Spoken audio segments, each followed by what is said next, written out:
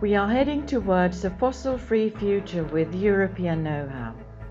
By enhancing the production of sustainable bio-based products in the framework of the IMPRESS project, we are promoting the goals of circular bioeconomy and the transition of chemical and material industries to move away from fossil resources. The IMPRESS project focuses on integrating selected key technologies, allowing non-edible plant-based material from forestry and agricultural residues to be refined into multiple sustainable chemicals and materials.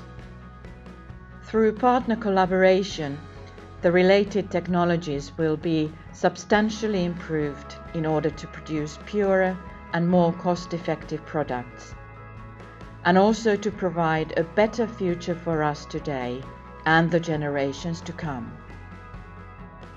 Join us on our path towards the bright future of biorefining. For more information, please visit our website.